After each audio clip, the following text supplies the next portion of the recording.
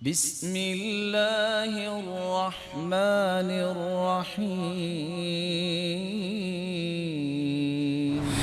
زندگی کے اندر یہ چار باتیں نہ بھلائیے گا، موت کے متعلق چار حقیقتیں نہ بھلائیے گا میرے پیارے بھائیوں اور بزرگوں۔ جو طے شدہ رزق ہے اللہ نے جو لکھا ہے میرے اور آپ کے لیے، جب تک میں اور آپ اس کا آخری قطرہ پانی کا اور آخری وہ حصہ رزق کا کھا نہیں لیں گے ہمیں موت نہیں آئے گی۔ پھر سنیے، جو میں لکھوا کے آیا ہوں، جو طے شدہ ہے، ایک پانی کا قطرہ اور ایک ٹکڑا بھی جو میں نے کھانا ہے، جب تک وہ میں کھا نہیں لوں گا اس سے پہلے مجھے موت نہیں آئے گی۔ رسول اللہ صلی اللہ علیہ وآلہ وسلم نے فرمایا انہو لا تموت نفس حتی تستکمل رزقها، صحیح ترغیب کی روایت 1702، جب تک اپنا پورا رزق کھا نہیں لیں گے کسی کو موت نہیں آئے گی۔ یہ ایک حقیقت۔ دوسری حقیقت، جو وقت مقرر ہے اس سے ایک سیکنڈ بھی پہلے موت نہیں آئے گی، ایک سیکنڈ بھی پہلے موت نہیں آئے گی۔ اس لیے اس میں پریشان نہیں ہونا چاہیے کہ کیا بنے گا، کہیں موت نہ آ جائے۔ جو لکھا ہے وہ آ کے رہنی، موت کا کوئی علاج نہیں ہے، بیماریوں کے علاج ہے۔ اس لیے موت کی حقیقت سمجھنی چاہیے، پہلے نہیں آئے گی، وقت مقرر پر آئے گی۔ اگر وقت مقرر پر آنی ہے، اللہ نے کہہ دیا ہے، تو پھر اللہ کا فیصلہ اچھا ہوگا۔ میری خواہشیں پھر اچھی نہیں ہوں گی کہ میں اور زندہ رہتا، فلاں اور زندہ رہتا۔ اللہ کے رسول کے بارے میں صحابہ کیا کہتے ہیں؟ فاطمہ کیا کہہ رہی تھی کہ اگر صبت علی مصائب لو انہا صبت علی الایام صرن لیالیہ، اتنے غم آئے، اگر دنوں پہ غم آتے تو دن راتیں بن جاتی۔ لیکن کسی صحابی نے یہ نہیں کہا کہ کاش اللہ کے رسول مزید زندہ رہتے تو یہ ہوتا۔ قرآن کہتا ہے فَإِذَا جَاءَ أَجَلُهُمْ لَا يَسْتَأْخِرُونَ سَاعَةً وَلَا يَسْتَقْدِمُونَ، جب موت آ جائے تو مؤخر نہیں ہو سکتی۔ تیسری حقیقت، جس سبب کی وجہ سے موت آنی ہے وہ بھی طے ہے۔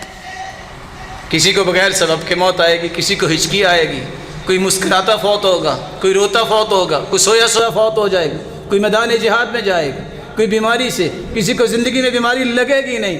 من لم يمت بالسيف مات بغيره تعددت الاسباب والموت واحد، جو موت سے نہیں مرتا اگر لیٹا ہوا بھی تو فوت ہو جاتا ہے۔ اس لیے یہ کہنا کہ میں اس سے مر جاؤں گا یہی غلط نظریہ ہے۔ موت کا سبب اللہ کی طرف سے طے ہے، وہ نہیں بدل سکتا، اسی سبب سے موت آئے گی۔ اور سبب جو ہے وہ مسبب الاسباب زیادہ جانتا کیا سبب ہے۔ اللہ عز و جلال نے جو لکھا ہے اسی کے مطابق ہی ہونا ہے۔ اس لیے مسکراتے خالد بن ولید ساری زندگی موت کے پیچھے بھاگتے رہے، موت نہیں آئی، موت آگے آگے اور سیدنا خالد پیچھے پیچھے، کہاں کہاں نہیں گئے۔ اور راوی روایت کرتے ہیں کہ خالد بن ولید فرماتے ہیں وَمَا فِي جَسَدِي شِبْرٌ إِلَّا وَفِيهِ ضَرْبَةٌ بِسَيْفٍ أَوْ رَمْيَةٌ بِسَهْمٍ، آج میں اپنے جسم کی ایک بلشت دیکھوں تو کوئی جسم کا اتنا بھی حصہ خالی نہیں جہاں تلوار اور تیر کا نشان نہیں ہے، لیکن موت نہیں آئی۔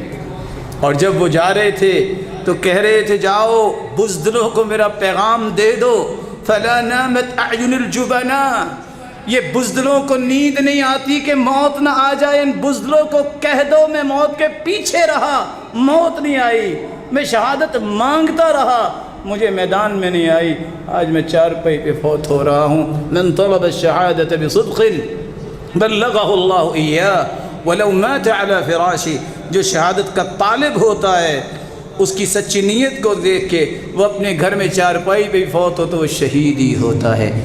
اور آخری بات، جگہ کا بھی اللہ نے تعین کیا، یہاں موت آنی ہے۔ کتنے لوگ کہتے ہیں میں نے پاکستان نہیں جانا، فوت ہو جاؤں گا، اور ہم جانتے ہیں 40 سال بیرون ملک میں رہے، 10 سال صرف اس دن آئے پاکستان میں بیماریاں بڑی ہیں فوت ہو جائیں گے، اللہ کی حکمت ہے جس دن آئے دوسرے دن فوت ہو گئے، طے تھا۔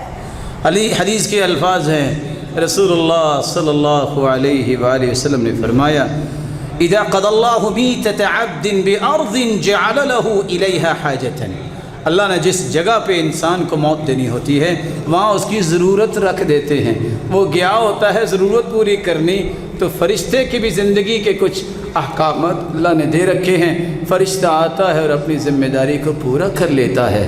اس لیے ان 4 حقیقتوں کا پتہ چل جائے تو کوئی پریشانی انسان کو تنگ نہیں کرتی، صرف ایک غم اور پریشانی رہنی چاہیے، الہی وقت بھی مقرر ہے، جگہ بھی مقرر ہے اور سبب بھی مقرر ہے، لیکن میرے مالک تو مالک ہے، لے جانا اس حالت میں کہ تو راضی ہو جانا اور اس جنت کا وارث بنانا جہاں دنیا کا کوئی دکھ اور غم اور پریشانی نہیں ہوگی۔ اللہ ہم سب کو جنت میں جمع فرمائے اور اپنے محبوب کا دیدار نصیب فرمائے اور اپنا بھی دیدار نصیب فرمائے۔ وآخر دعوانا الحمدللہ۔